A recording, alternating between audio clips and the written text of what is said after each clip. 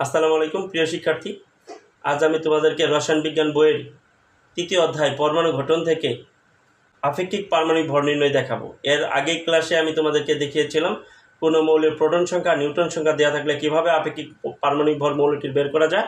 আজকে আমি দেখাবো যদি কোনো মৌলের আইসোটোপের শতকরা পরিমাণ দেওয়া থাকে, কোনো মৌলের আইসোটোপগুলোর শতকরা পরিমাণ দেওয়া থাকে তাহলে কিভাবে পারমাণবিক ভর নির্ণয় করা যায় তা আমি দেখাবো। আমরা এটা দেখাতে গিয়ে একটি প্রশ্নের সমাধান করব। 2021 সাল সিলেট বোর্ডে আসছিল প্রশ্নটা। আমি আজকে যে প্রশ্নটা দেখাবো এটা যদি তোমরা বুঝতে পারো, আশা করি যে কোনো মৌলের আইসোটোপ যদি দেওয়া থাকে এবং তার শতকরা পরিমাণ দেওয়া থাকে তাহলে আপেক্ষিক পারমাণবিক ভর তোমরা পারবা। তাহলে তোমরা লক্ষ্য করো প্রশ্নটা কী ছিল, তোমরা লক্ষ্য করো। এম একটি মৌল, এর তিনটে আইসোটোপ M12, M13, M14। এই 12 হলো ভর সংখ্যা, 13 হলো আরেকটা আইসোটোপের ভর সংখ্যা, 14 হলো আরেকটা আইসোটোপের ভর সংখ্যা। এদের শতকরা পরিমাণ যথাক্রমে 99%, অর্থাৎ M12 এই আইসোটোপের শতকরা পরিমাণ 99%, M13 এই আইসোটোপের শতকরা পরিমাণ 0.75% ও M14 এর শতকরা পরিমাণ হলো 0.25%। এখন এর মৌলটির আপেক্ষিক পারমাণবিক ভর নির্ণয় করো। কিভাবে আপেক্ষিক পারমাণবিক ভর নির্ণয় করবে একেবারে সহজ। তোমরা একটু মনোযোগ দিয়ে আমার কথাটা শোনো, আশা করি এখনই শেষ হয়ে যায়। তোমার লক্ষ্য করো কি করবা।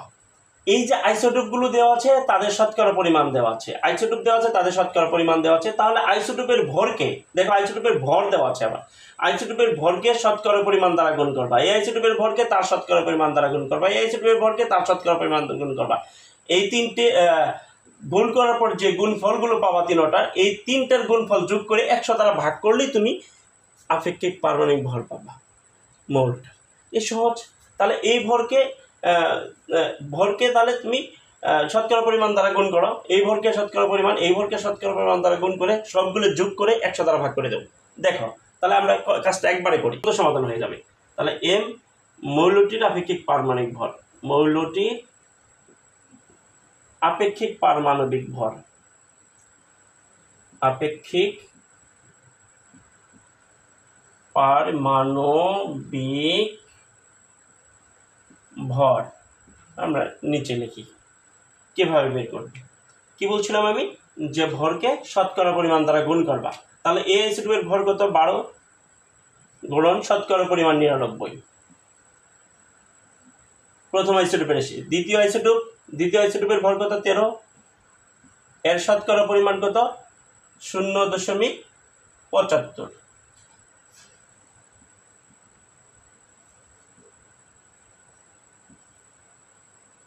যোগ তৃতীয় আইসোটোপের ভর কত, 14, গুণন এর শতকরা পরিমাণ কত আছে,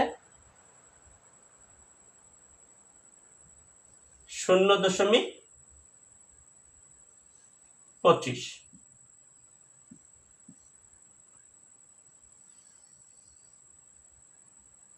ভাগ 100। এখন তোমরা লক্ষ্য করো, এখন আমরা গুণ করে ফেলি। 1188 প্রথমটা গুণ করলে প্লাস দ্বিতীয়টা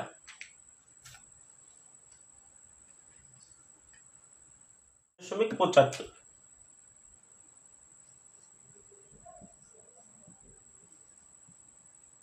যোগ তৃতীয়টা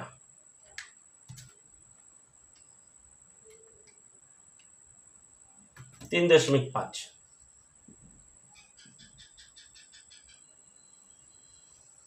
ভাগ 100। এখন দেখো, এখন এই তিনটা যোগ করব, যোগ করে 100 দ্বারা ভাগ করে দেব। 12.01225। তাহলে এই মৌলটির আপেক্ষিক পারমাণবিক ভর 12.01। এভাবে যদি মৌলগুলোর আইসোটোপের শতকরা পরিমাণ দেওয়া থাকে তাহলে মৌলটির আপেক্ষিক পারমাণবিক ভর নির্ণয় করতে পারবো। তো আজকে এ পর্যন্তই থাক। ভালো থাকো সবাই। আল্লাহ হাফেজ।